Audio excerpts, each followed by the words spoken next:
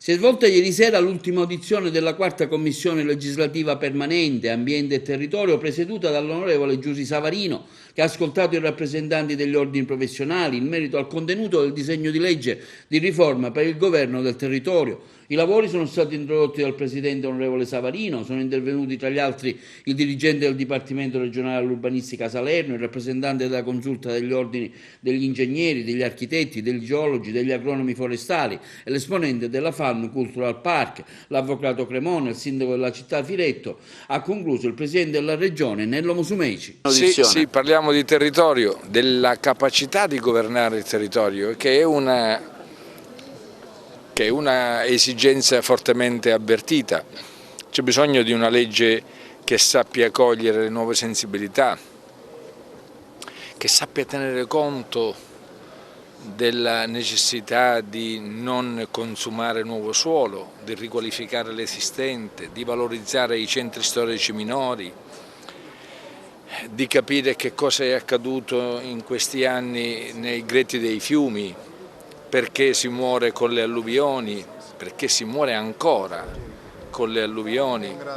una corretta lettura del territorio che non può non passare attraverso uno strumento di pianificazione. Ecco perché il disegno di legge del governo, curato con grande passione e competenza dalla Commissione Territorio presieduta dall'onorevole Savarino, spero possa presto essere approvato dall'Aula e sarebbe uno strumento fondamentale per gli amministratori comunali, per gli ordini professionali, per chi crede che la tutela del territorio passi attraverso un processo di governo serio, razionale, senza estremismi,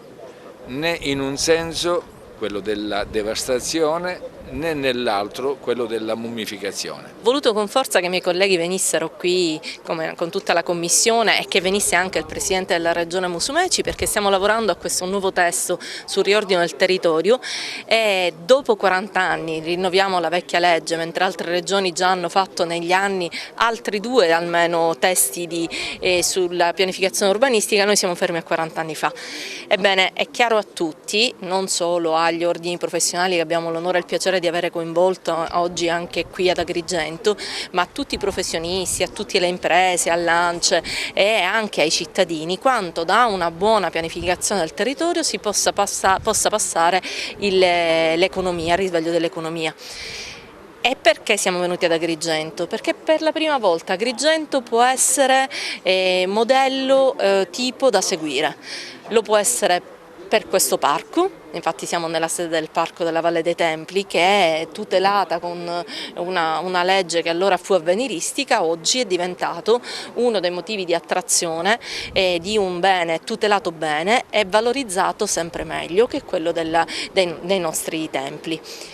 Un altro esempio che diventa modello tipo per la nuova legge è Favara. Favara, grazie a un mecenate, abbiamo un esempio di rigenerazione urbana con la Farm Cultural Park, che ha fatto di un centro storico che stava cadendo a pezzi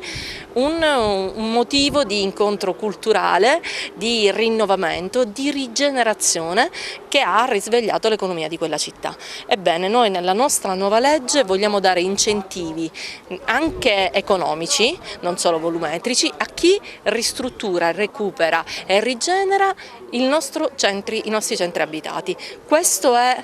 la valvola, l'innovazione, andare verso il consumo di suolo zero, ma soprattutto dare incentivi per risvegliare l'economia e recuperare i nostri centri storici che altrimenti sono abbandonati. E poi ovviamente semplificare, perché il grande tema e il grande problema della nostra terra sono la burocrazia e quindi noi abbiamo immaginato un sistema che semplifica al massimo quella che è la pianificazione sia territoriale che regionale, in modo tale che ci siano meno cavilli, più semplicità, più facilità di accedere per i nostri enti locali e per i nostri cittadini.